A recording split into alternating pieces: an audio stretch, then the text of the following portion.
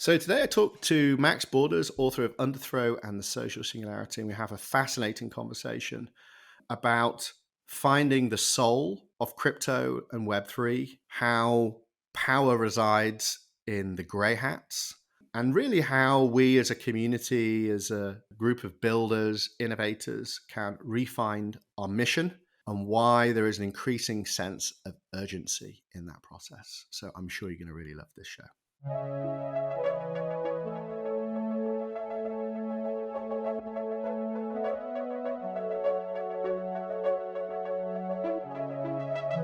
So on the Metaverse show today, I'm really happy to welcome Max Borders. Max is the author of Underthrow and the Social Singularity. He has authored 4 wildly popular books on technological and political decentralization, including the breakout book, The Social Singularity, a Decentralist Manifesto, which explains how humanity is already building systems that will underthrow, love that term, great centers of power.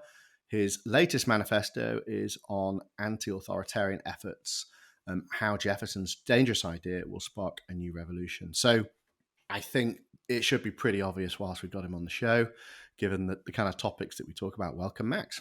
Hey, thank you for having me. I'm looking forward to it. I did confess to Max off air that I hadn't yet read those books. I kind of saw something fly past me on Twitter, and the word underthrow immediately caught my attention. I kind of went through a few threads and kind of scratched the surface really on what is some clearly very deep thinking. Being the lazy person that I am, I thought, you know what? I've ordered the books. I'm going to get around to reading them, but I'm actually just going to get him on the show and have a conversation. And so thanks for joining, Max. Really looking forward to getting into this. We again had a bit of a preamble off air, and it looks like we've kind of had almost this mirror life. You're in South Carolina now. I actually spent a lot of time there as a child. My father was based there. And meanwhile, you were over here in the UK, Buckinghamshire, very close to where I am now. So as I said, there's a lot of big, high concepts there. Clearly all presumably Web3 and decentralization, but also I would imagine some of the kind of original ethos of Bitcoiners and crypto more generally. But maybe before we get into the big ideas, let's kind of just learn a little bit about yourself. As I said, you did spend some time here in the UK, I believe at UCL, but tell us about your journey into becoming an author and an advocate for, I would presume, decentralized systems, Web3 and everything it stands for. To give a quick and dirty rather than a life story, I think the best way to describe it is disaffection with politics. I had pretty early in life decided that the place to be to make any sort of social change was Washington, D.C. And I could not have been more disappointed by that notion later in life. It is where good ideas and good intentions go to die. And I think the world is waking up to that fact now. And of course, that extends to all of the great capitals of the world, Brussels, London, and so on. But it occurred to me somewhere along the way that fundamental societal change was going to be outside of what I call the 3 Ps, politics, policy, and punditry. And while I'm certainly a pundit, a pamphleteer even, I use that as a way to inspire others for creativity, entrepreneurship, and innovation. Those are far more promising vectors of change. And I was starting to feel that way rather deeply on about 2008. And of course, you mentioned it. Along came the Bitcoin white paper, and I think it was October 2009, I want to say. It took me, I want to say, a year and a half before I learned about the technology and what was going on with it. And man, I wish I had bought in at that point. I tried to do so and was thwarted by various things, but including a lack of funds, but especially just getting help doing it. I was going to put almost my last cent into it because I was sort of converted as a true believer into the idea of the technology in any case. Nevertheless, woulda, coulda, shoulda, right? Everyone has one of those stories. What stayed with me about that, and indeed with certain things like Uber that became exemplars of what I call subversive innovation. Bitcoin at the time, in any case, being sort of an apex predator for that. Subversive innovation as a way we change or liberate human beings wherever they are in the world. There's a threefold mandate involved. And I articulate it this way by way of simplicity. And it can sound kind of boring and kind of like economics, but just bear with me a moment. The first is to reduce transaction costs or reduce cooperation cost. How is it easier for me to interact with someone collaboratively anywhere else in the world, whether that's through transaction or cooperation? So that's the first one.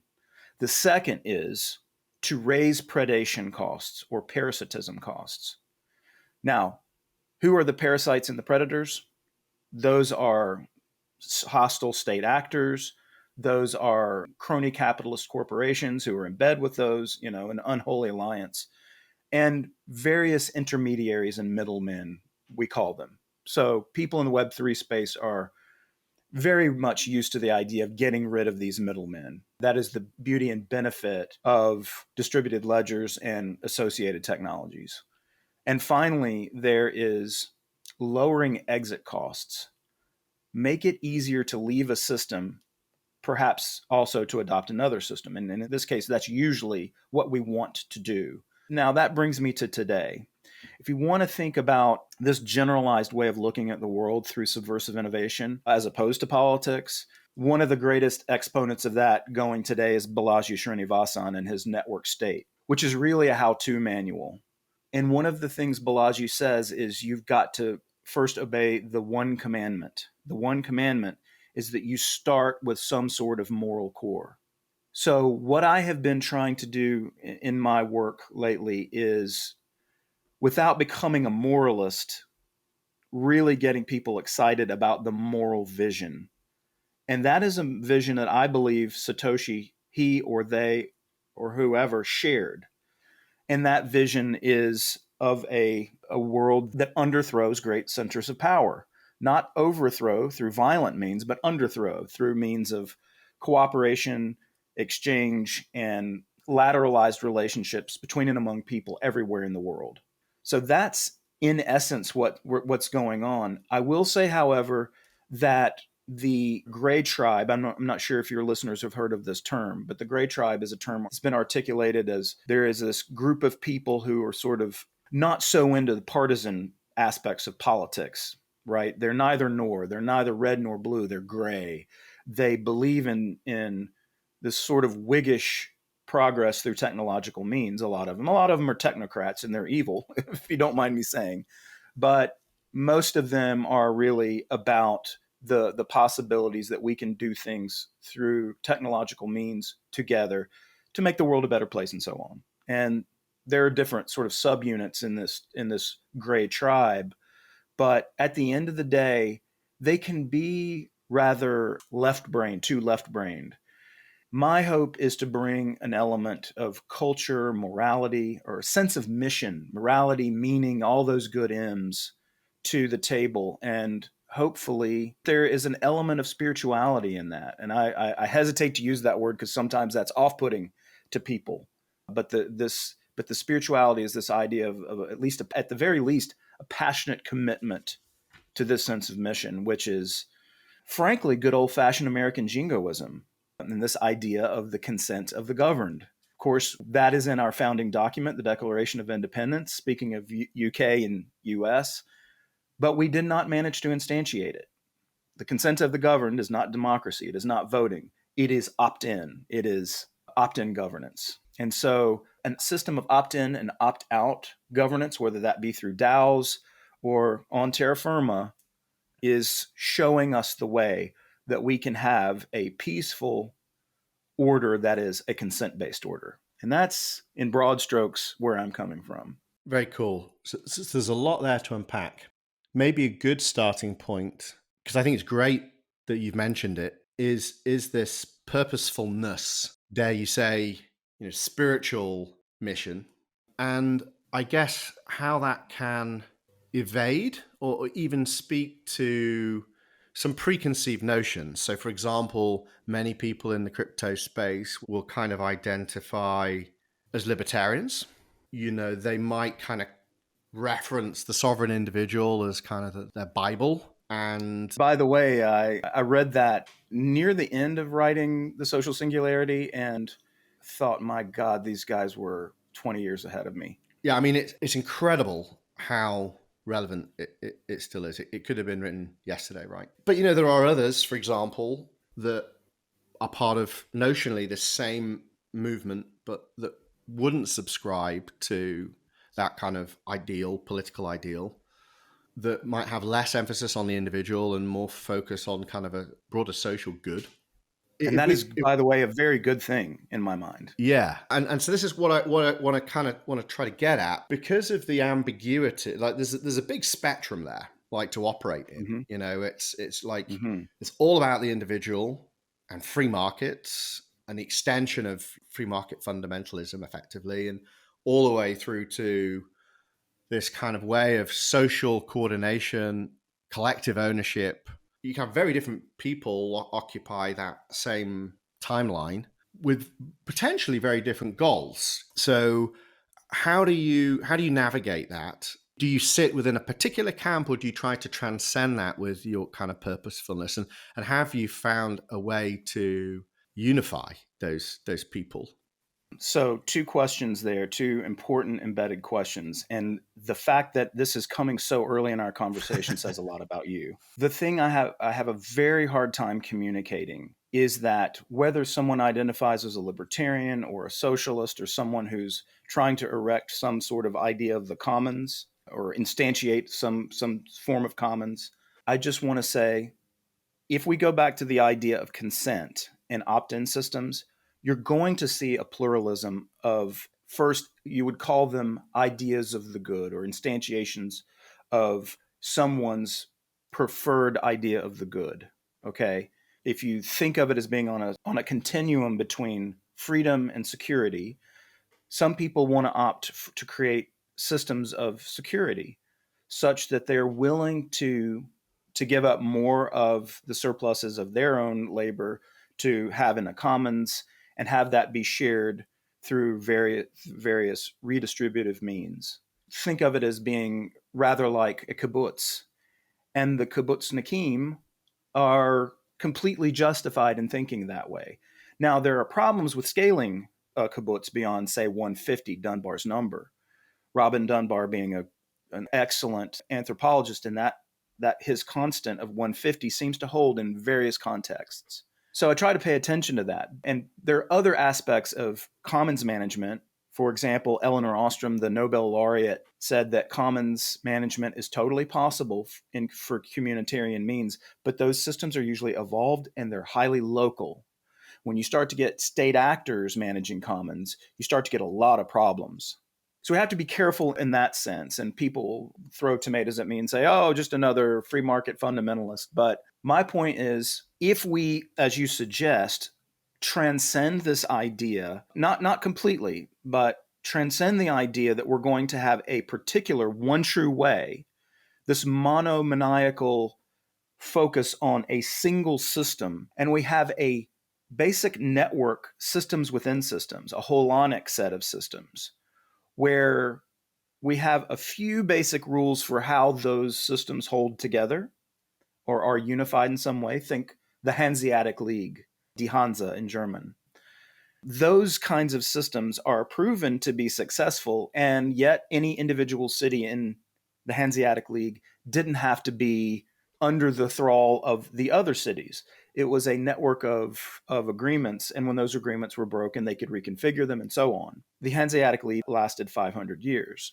So we can think about the Swiss Confederacy. It's had its upgrades, but essentially Switzerland is one of the most stable, wealthiest countries in the world, and it deserves our admiration. I think similar things can be said when we begin to think about instantiating micronations in the cloud, trying special economic zones like Prospera in Honduras, or looking at the success stories, however imperfect by someone's libertarian lights or someone's socialist lights, of places like Dubai, Singapore, Hong Kong, and so on. It's really about being able to experiment at a small scale without central authority intervening. There could be reasons why there are conflicts between and among these kind of smaller jurisdictions. But at the end of the day, we want to think about a system where we have attempts at utopia that provide a market in governance. So yes, there is an element of market fundamentalism involved in my thinking, because market competition tends to do a much better job of attracting and retaining members, and it does so non-coercively. Remember, the idea here fundamentally is the consent of the governed, and there are moral reasons why we might appeal to the idea of ahimsa in the Vedantic traditions, nonviolence, right? We don't like the idea of a violent, oppressive regime lording its power over us, particularly if we are minorities in terms of our outlook or conceptions of the good. So we want to be able to create niches of possibility, but we also want those niches of possibility to fail, where failure is really part of a Darwinian system. And I'm not talking about social Darwinism. Any given system, whether it is more redistributive, for example, or protects the natural environment more, or manages commons more, or is based on more of a market arrangement. I'm a big fan of English common law, Anglo-Saxon law, going back. I think it's the best form of law. And I think the Justinian civil code type statute law came along and started gobbling it up.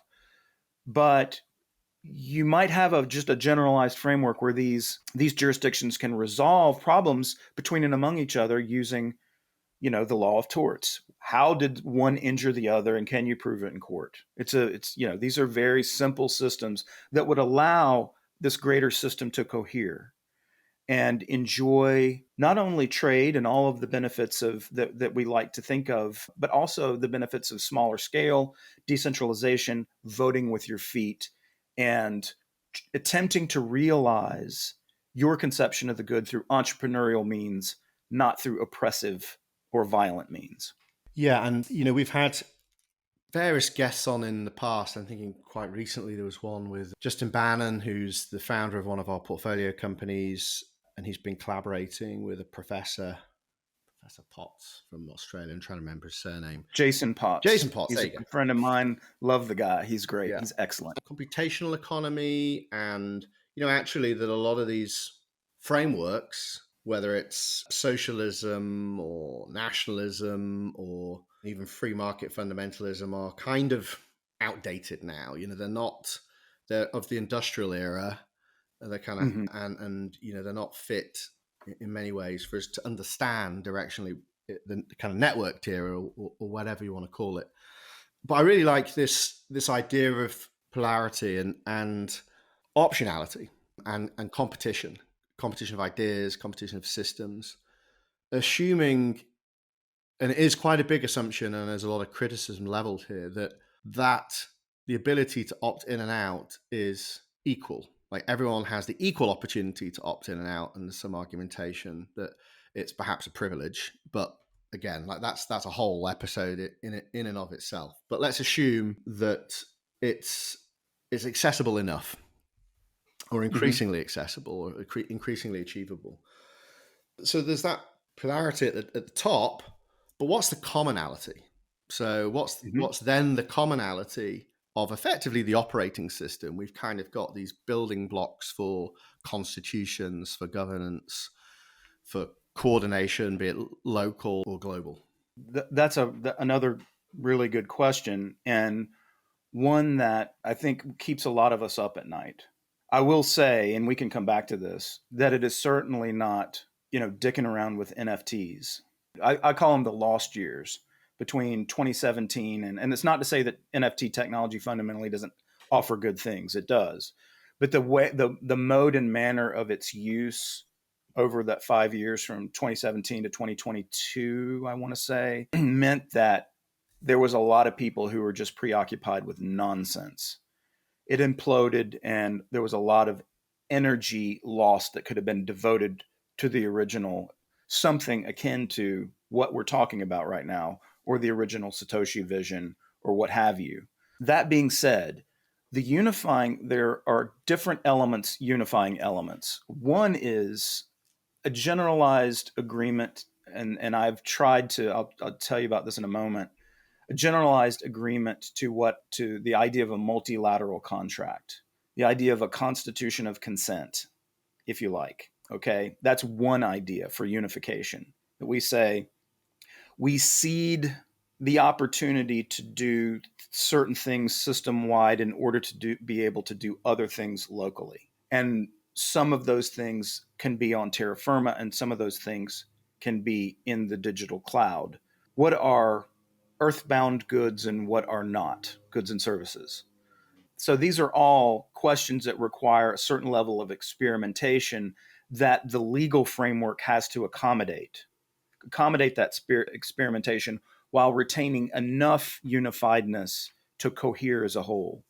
So we agree to each other in the manner of an actual social contract that we're going to cede certain paths up to this constitution.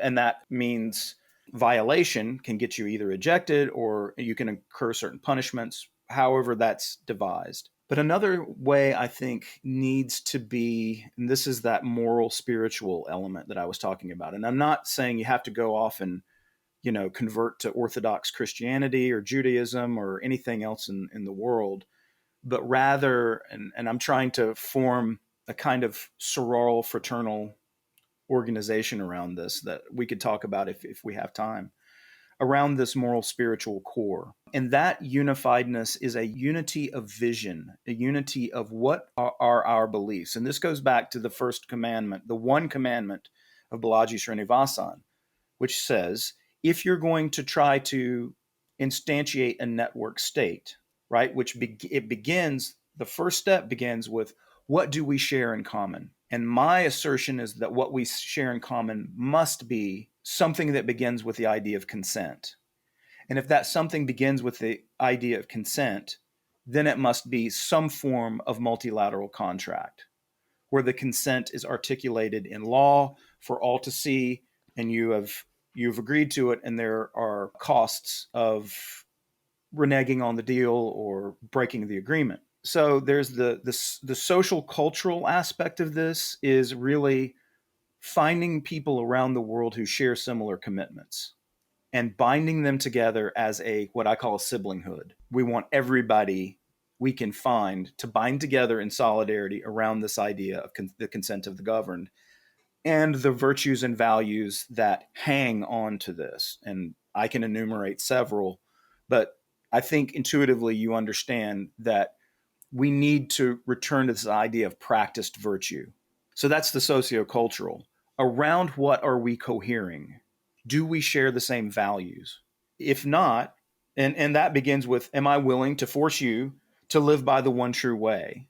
If I am, then maybe you don't want to find kindredness with me. You want to find kindredness with some other group, and they will be external to our order, and they might even be considered enemies if they threaten us. And that's just tautological. That's not me being mean or saying, why are you talking about enemies? It's just reality. The other thing being the actual contract. So the shared values on the one hand is the sociocultural, then there is the institutional substrate. And then I think there's a really room for a third component. And this is why I'm so interested in interfacing spiritually with people who are highly left brain folks, which is your audience, the people your group invests in, and so on. Because they're often brilliant people. And if I can just pull them over into other parts of their brain and activate those centers of what is your moral center, what are you committed to on this earth to leave your kids and grandkids something better than you found it, or to underthrow power or what have you, then we have something to talk about. So it is in that, let's call it a threefold braid of the technological, right? Because the technological can now help us facilitate the contractual, the institutional, and the moral spiritual dimension. All of these things start to come together in a coherent whole, and then we're way more powerful than anybody could possibly have imagined. But we've got a long way to go. Anybody that's in this space, be it superficially or they would categorize themselves as fundamentally part of the movement or working in the industry, professionally working in industry. Yeah. Very few people, if they're really honest, would debate that sometimes they would question the moral core or purposefulness of the work that they're doing, the community that they're part of. whether it's that they believe a particular pathway is a distraction or worse. So I think it's a great thing to remind people of, and generally in life, Look, right? You know, I'm never going to be able to overcome someone's paycheck. sure, Not but today. but at the Not same today. time, like on most measures, is the leading path to happiness in most cultures, in most systems of assessing happiness and longevity and all these things, purposefulness, whether you find that in your family or something that you believe is a kind of higher social cause, equates to greater levels of happiness on most measures. So I don't think that's Absolutely. necessarily Right. even if people don't necessarily on a daily basis, kind of make their Well, decisions. well, just very quickly, it's like if I can come in contact with someone, because I can't build. I'm not a Rust coder. I can't build anything. I'm building sky castles. So it's like I need help from people who see the sky castle in funny little form of symbols or utterances or squeaks and pops coming out of my mouth and go, "Yep, I get it. I want to help build that. This is meaningful to me." As you say, it's purposeful. If I can catch that Rust coder at a point in his or her life where they're ready to make that next move into something more purposeful because they just got finished with 2 years of Bored Apes or whatever. That is so vital to this because I really do see us as being in competition with the Googles, the Metas, the future surveillance state. It's already been co-opted. Elon Musk is an exception, and he's at the level of the person, not at the level of the network. So we've got to do better than Elon Musk. Bless him. I think he's wonderful and he's full of contradictions, but he's a net good for society. However, I think we have to, I think all your listeners are fully aware that this has to be at the level of the network and not at the level of the person. We can't count on the next Elon Musk to save us And also, because we there are can't rely upon yeah, benevolence, even if yeah, yeah. that might be realized. So, could you talk us through how you envisage the process of underthrow? I think for me, it is not a process in the way we tend to think of like something linear. Okay.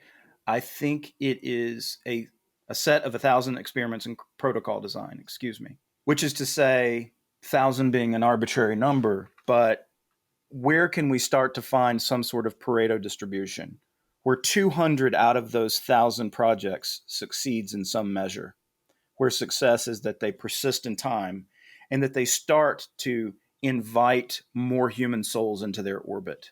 If we think about just look at Bitcoin, and I don't want to get into the block size debates and all that stuff, but just look at Bitcoin. The number of wallet holders, the number of people who hold, under $100, at least $100 in Bitcoin on a wallet somewhere.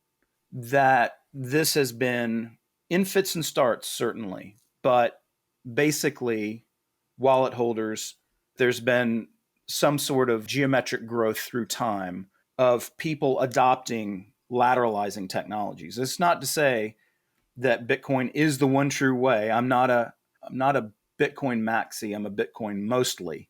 That's just due to certain kinds of realities. But if we see all of these technologies as part of a larger evolutionary fitness landscape that includes hostile state actors, there's no such thing as the perfect. There is only the Darwinian process. There's only seeing which projects succeed, which projects manage to attract more people, those that don't, and at what levels of the evolutionary fitness landscape are these failures happening? Are they local or are they catastrophic? Is something that's called crypto really just a bunch of Sam Bankman-Fried style centralized companies that act more or less like central banks, giving crypto a bad name? Or are we talking about real decentralization, real censorship resistance, these kind of properties? It is a competition between and among properties and the usefulness of those properties as perceived in the minds of those who would use them. So when we start to think about what is the first step towards underthrow, the first step is what 1,000 individual innovators will take in that evolutionary fitness landscape. Now, I went from a sky castle to another abstraction, but you have to understand, if I had the answer for the one true way, I wouldn't be sitting here right now trying to inspire your audience. I'd be going to all the coders I know and say, let's build this now. Instead, hopefully there are 1,000 geniuses out there ready to build something along these lines. Something that is going to, another way of putting it is like this. There's an economist, Mansur Olson, who died, I want to say around 2000, but had this, and he was something of a man of the left. He had this idea, and he was dead on about this. And that is the idea that civilizations essentially decline when there are concentrated benefits and dispersed costs.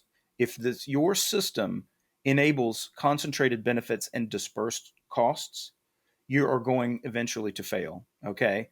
I'm sitting on the American experiment right now. I'm watching its decline in real time. I'm just waiting for the collapse to happen. It could happen slowly, it could happen quickly, but it's not looking good. And the idea of concentrated benefits and dispersed costs, my friend Carl Oberg really sort of opened my eyes. He said, what inverts that? And the answer is innovators in the Web3 space invert that. So they make it more and more costly to enforce whatever it is, and easier for large constituency groups to form around new systems. If you can do that in such a way that something is unenforceable, instead of, and do it rapidly, just like Uber was able to get in and get a toehold, and it was corrupted in a sense. The current Uber is, not its original vision. It's still sticking around. Bitcoin, people can argue, has been corrupted in block size debates. I'm not interested in rehashing that, so to speak. But these are examples of ways you can form large constituency groups around new systems. What is the system that you're talking about? What are the protocols that give rise to that system and the agents that act in that system? What are the incentives they face, and so on? Once you start to monkey around with that, then you can start to get real possibilities for how we collaborate, cooperate, exchange, transact, and so on, in ways that eliminate middlemen, hostile state actors. Or like these guys down in Prospera who started their own jurisdiction, who were able to take some of the top-down features of politics, namely that they were able to start these special jurisdictions. Okay, what do you do with that?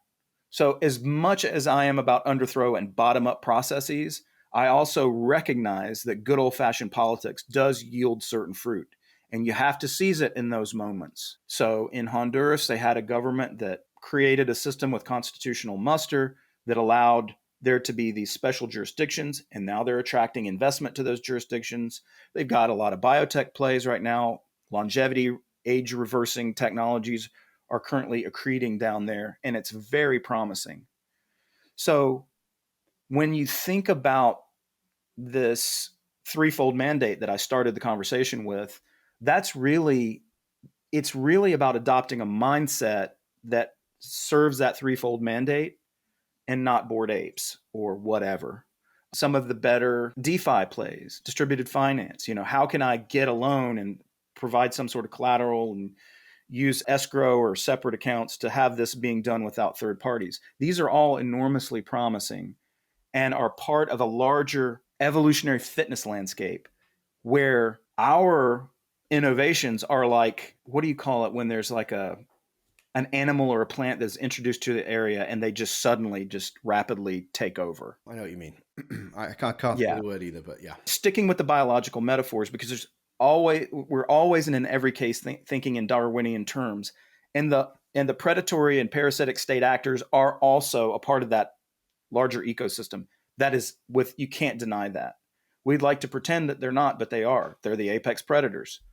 So on the one hand, we are operating within a very global, borderless system.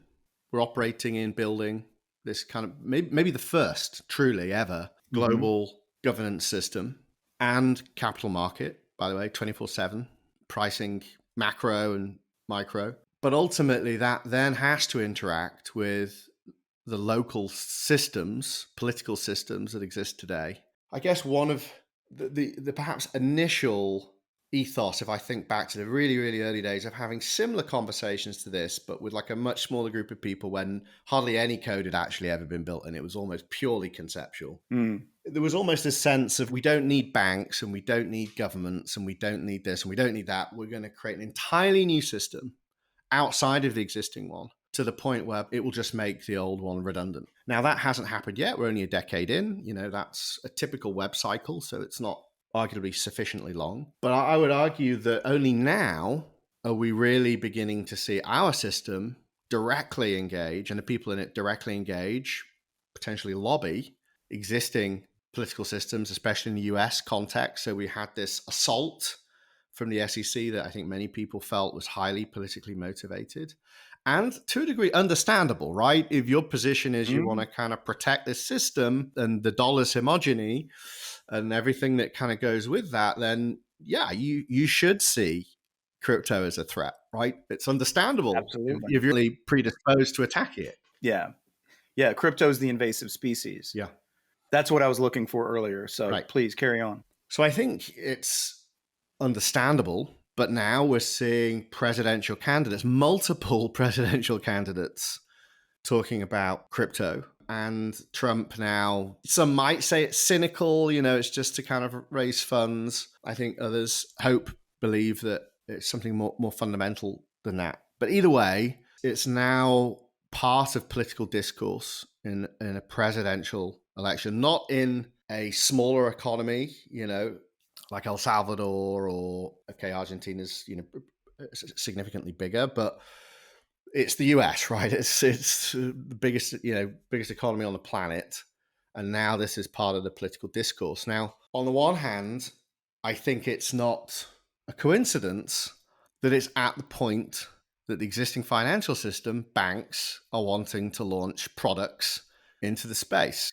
So personally, I don't think it's a coincidence that the point that this is now crystallizing or building momentum in political discourse in the US is the exact same point that large financial institutions are launching products related to Bitcoin, to crypto, potentially bringing their political weight to the table. So we're in this weird moment, right? Where I don't think it's necessarily that there's this libertarian base that have managed to convince the political elite that this should be on the table. It might arguably be one part of the existing system, the financial system, incumbents that are potentially trying to capture, this. So I don't know, how do you think this underthrow is playing out right now in the US context? I am very concerned about it. For example, there has been the grudging acceptance of ETFs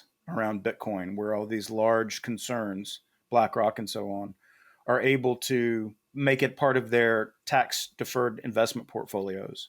And what that means is that you have someone else with your crypto in their custody. So that is of concern to me. What does it look like for them to neuter crypto? Because in essence, it really is from their side or from ours. If you think of them in antagonistic terms, it could be that they're trying to pry open a window that they destroy it, or they make it, or they make a 5 or 10 year window where it's just the price completely collapses and everybody says, yeah, that was stupid and it should never have been involved with it. My hope, and it is just a hope, is that it is robust enough that it needn't be viewed that way. That if they tried such an attack or such a strategy, that it would fail. I'm not so sure. So likewise, on the other side of this antagonistic relationship, we are trying every day to create new ways to buy ourselves time and evolve such that it doesn't matter what they do with legislation, or that it forces them to be so totalitarian that it's obvious. And what then? Either we accept a totalitarianism, which I think COVID demonstrated that a lot of people are willing to do, or people start to push back in a political sense such that it's game over. Or you're keeping that window open long enough for the current system to collapse. Now, I happen to be one who believes that that is a very definite option. And it's not to say that the totalitarians won't be even more powerful despite the prospect of the dollar being completely devalued and whatever. But everybody's going to be on their knees during a collapse. And state actors will find a way to do what they do. So I think we have to be very careful about too sanguine thinking in that regard, and yet be prepared for it to be an opportunity where we can reconstitute ourselves outside of that system. Because I definitely think that there's too much debt in the system, and it can have a cascading effect around the world. It needn't start in the United States. It could start at Bank of England. It could start any number of the central banks around the world. It could start with private debt. It could start anywhere, because the total debt, I think, is on the order of 300 trillion currently. And that is a massive number. That is a number that the world has never seen before. So if that's the case, and there's a theoretical point beyond which that debt is going to be destructive to society, we are likely to find that pretty soon. If we do, there may be an opportunity to switch systems in a manner that it's like, well, you guys screwed up. You were the wizards. You said you're going to be able to patch all of this together by controlling interest rates or controlling the price of credit, which is centralized and silly, if you ask me. And at the end of the day, there will be, if we have the right technological means and people see a way to protect their wealth and to continue to exchange and collaborate in ways that they hadn't before, there is hope. But I'm under no illusions, Jamie. I'm not. I think things are looking bad, but this also gives me a sense of urgency around this stuff. Like, we have to do something as innovators, because there is this looming collapse. There isn't any appetite on the part of the powers that be to be fiscally more conservative or more restrained or austere. They are spending as fast as they can on shoring up their power. And that is both desperate and dangerous. One more big question that I'm not necessarily expecting you to have the answer to, because I sure don't. But for me, it's a big thing in my mind. It's a big consideration. And I think there's at least two ways of looking at it. But I think maybe to just reflect on this last segment, dealing with Web3 founders every day who are in the grind, they're trying to find product market fit, trying to find funding. Yeah. All the distractions sometimes from life, let alone purposefulness, just like bathing and making sure you're looking after yourself and your dependents, right? And so in that anxiety, that kind of demand to find product market fit, in the evolutionary sense as a startup, they make compromises. And we can see that now across the Web3 stack. We actually published a paper called The Open Metaverse Under Attack.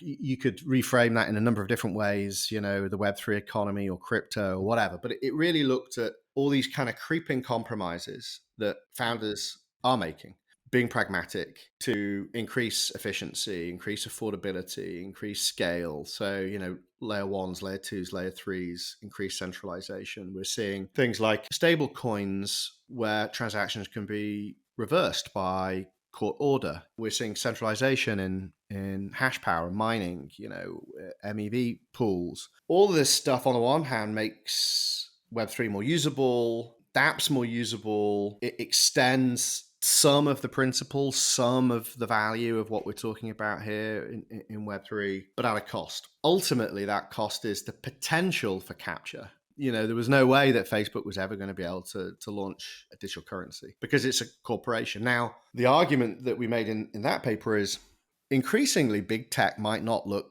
too bad in a Web2 context to Web3. If you're sat there as a large-scale statist, with this kind of highly inflationary economic system, and you're going, well, you know what, like, Zuckerberg's not that bad. Like, Bezos isn't that bad. They kind of play ball. They come to the Senate hearing. We can coerce and co-opt them. whilst this kind of Web3 crowd, most of them aren't even in the US, and okay, the reach of the US can extend to any jurisdiction for now, almost any jurisdiction, but it's the better of two evils, right? And I think that's, for me, that's a real concern. But to kind of come to this final question, we're talking about adaptive systems, evolutionary systems, adaptive systems.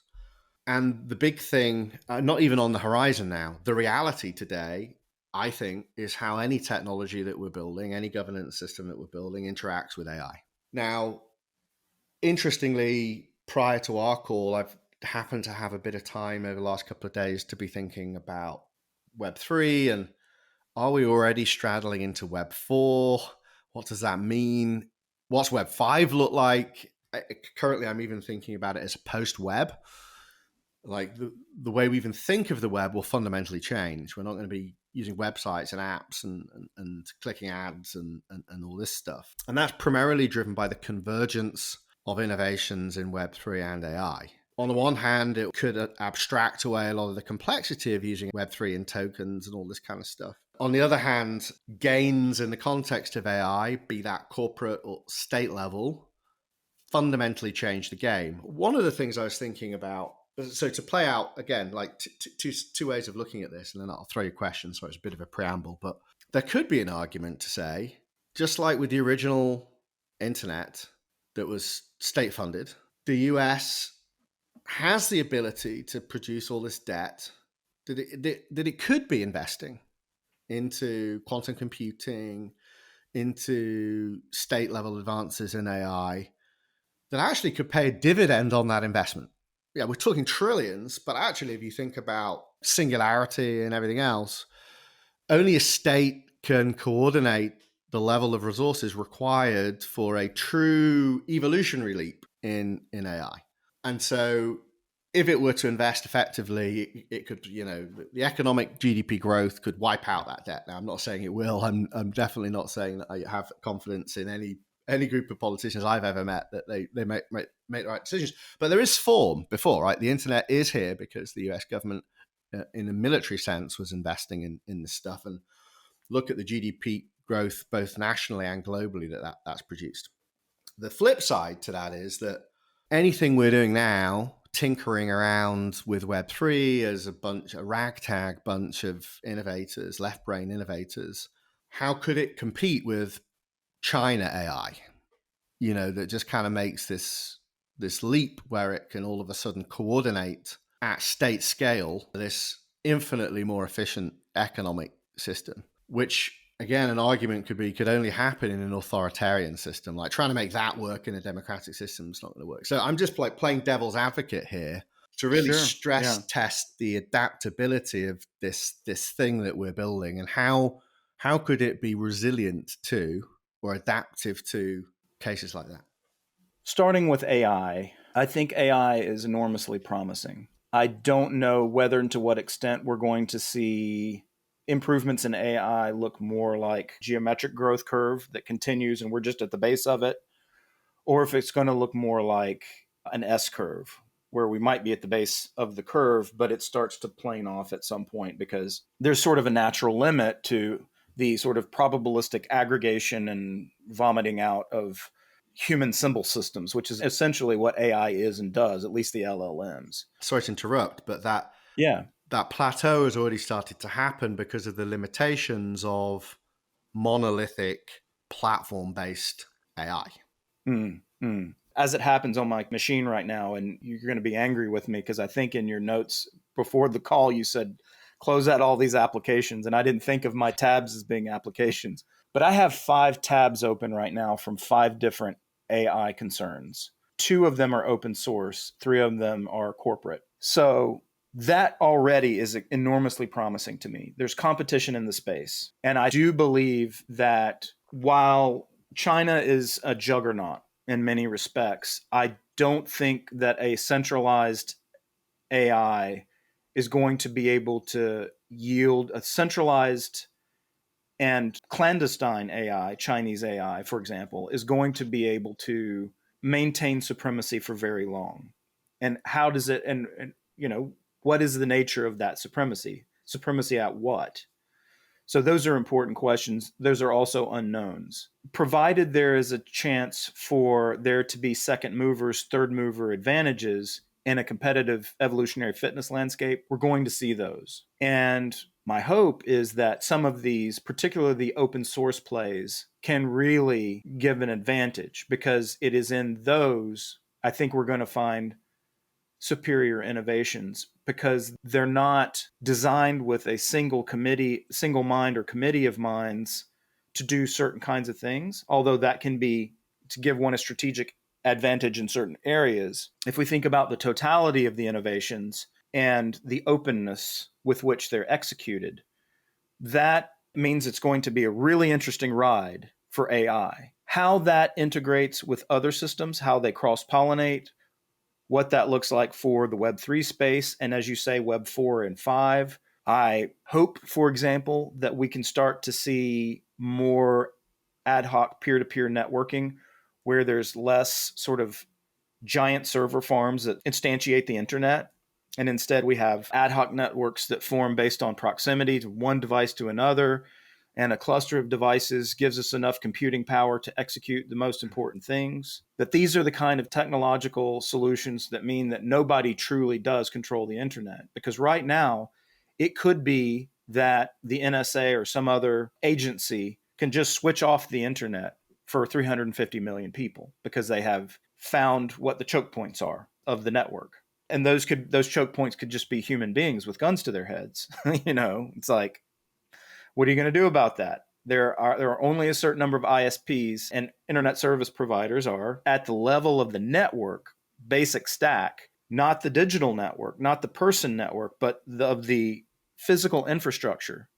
Those are easy people to control. Because they're few in number. So some sort of advance on what does tomorrow's internet look like with the decentralized web, that we've got to innovate that. And there are people working on it, but they're not working fast enough. And finally, it is a race between the powers of central control and others. And my hope is that bureaucratic functionaries are just not as adaptive and responsive in the rank and file of, say, the United States government or that of the CCP, that they're just not agile like a group of developers out there with imaginary Guy Fawkes masks, right?